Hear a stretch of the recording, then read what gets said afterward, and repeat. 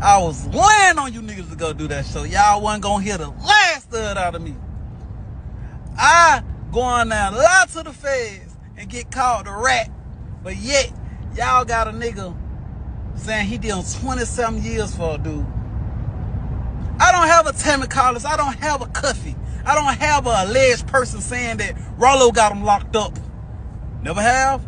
Won't ever be. But however, I couldn't even get a nigga to tell Ralo happy birthday. But these niggas was ready, dying to go get on that stage. And let's get it clear. If 50 would never went up on Shouting, y'all would have been right on that stage. Y'all would have been. Urban Artificial Intelligence Strategic Thinking Media Platform. Ralo just came out, talked about the big Meech snitching cooperation allegations, man. And he took some shots at some other rappers, at some other entertainers, man. You know, Ralo and Boosie have a past going back and forth. That's why a lot of people feel like Boosie is the person that he was talking about.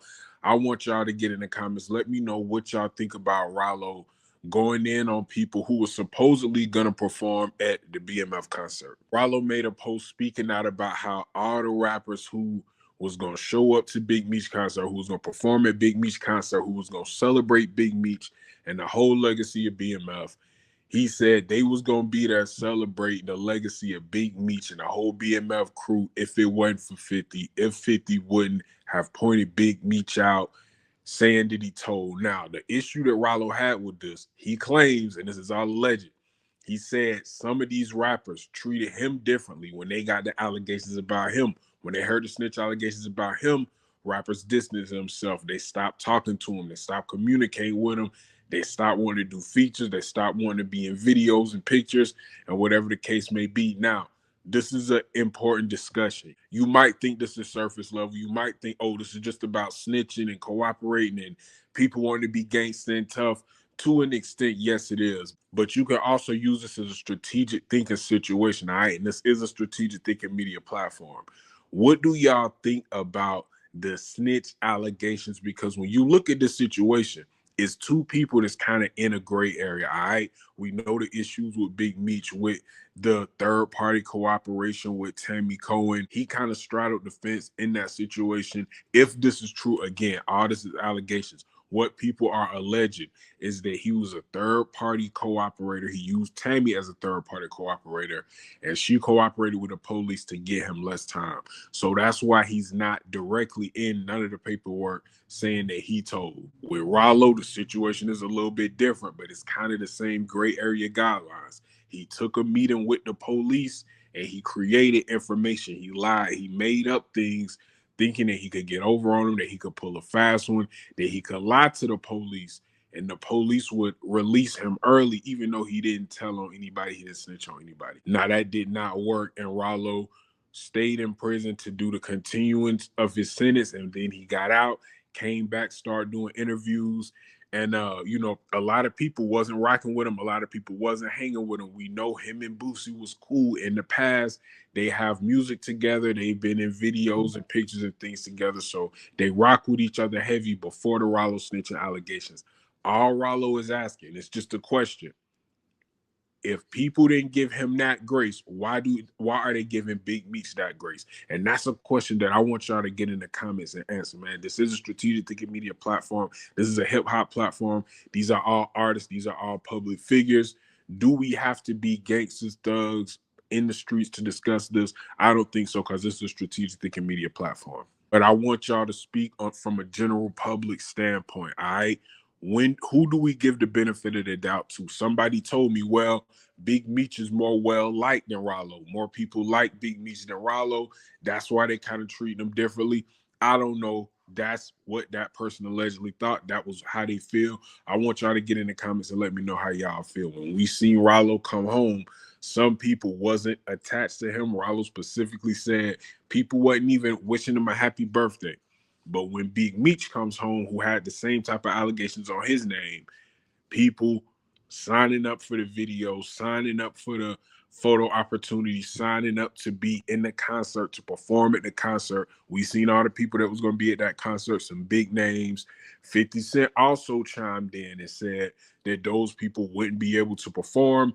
They both, at the end of the day, were right. Well, 50 Cent was right because he spoke on before, Ralo spoke on after it, but the concert was canceled.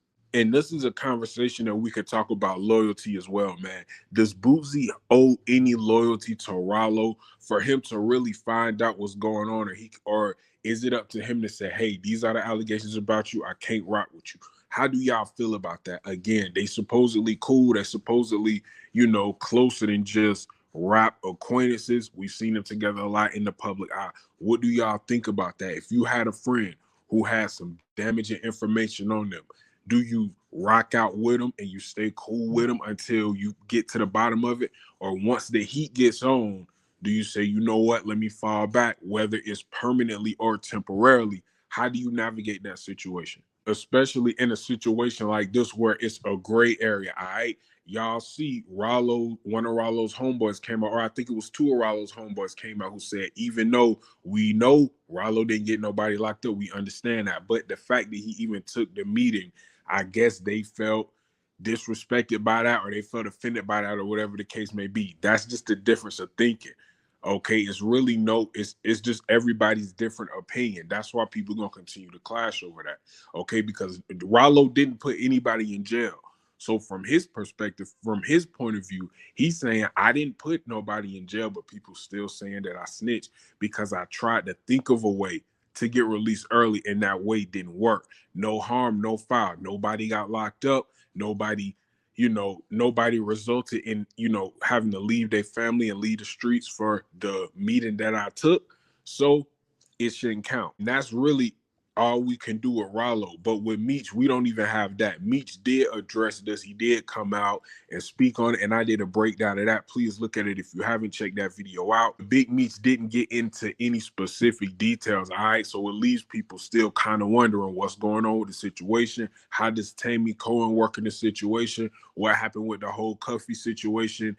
And Ralo spoke on this too, having all these people against you in the Meech situation, with 50 being the one that put him out there. Tammy Cohen essentially is, if this documentary is going the way 50 is saying it's going, Tammy is going to agree that Big Meech cooperated. All right. So you got 50 and Tammy. Then, of course, you got Cuffy, the person who is actually in jail, allegedly, for Big Meech cooperating, a third party cooperation. And this is alleged. I don't know. This is all public information that's on the internet. So that's Ralo's perspective. You got all these people against you. I don't have anybody saying that I put them in jail. I didn't put anybody in jail. But yet, y'all welcome Big Meech home with open arms, and y'all kind of cast me aside as an outcast. What do y'all think about this, man? I want y'all to get in the comments. Let me know what y'all think about this. Is this fair to do? Is this fair to do? Does Ralo have a case? Does he have a reason to be upset and to be angry about this? Is he really, speaking on how he feels? We got to look at it, man. It's 2025. People use the internet to express themselves. People use the internet to speak on things that they feel strongly about. I understand some people saying, oh, he should have called him. He should have called him. I think, man, if this was 7, 8, 9, 10 years ago, but in this day and time, man, in 2025, when people come to the internet with personal business, we can't just keep acting shocked about this. This is how people deal with things. Ralo feels like people are going to talk about it either way. So he probably just putting it out there. He's somebody who's been in the public eye for a long time. So, hey, man, I want y'all to get in the comments. Let me know what y'all think about this, man. Ralo didn't say Boosie's name specifically. He didn't say Boosie's name, but I got to figure this is the person that he's talking about. I don't know if you want to call this a sneak diss or not. I'm not clickbaiting if I call it a sneak diss. It's not a clickbait because these two are they were actually real friends. All right, so this is a friendship dispute. All right, and they both are rappers. They both public figures. So it is what it is, man. Urban Artificial Intelligence, strategic thinking media platform. If you like the content, like, share, subscribe, and help the channel grow. Y'all get in the comments, man. What y'all think about Boosie reacting to this? How y'all feel about him? Should he reach out? Should Boosie reach out to Ralo? I don't know, man. Y'all let me know. I'm gonna see y'all in the next episode. Peace.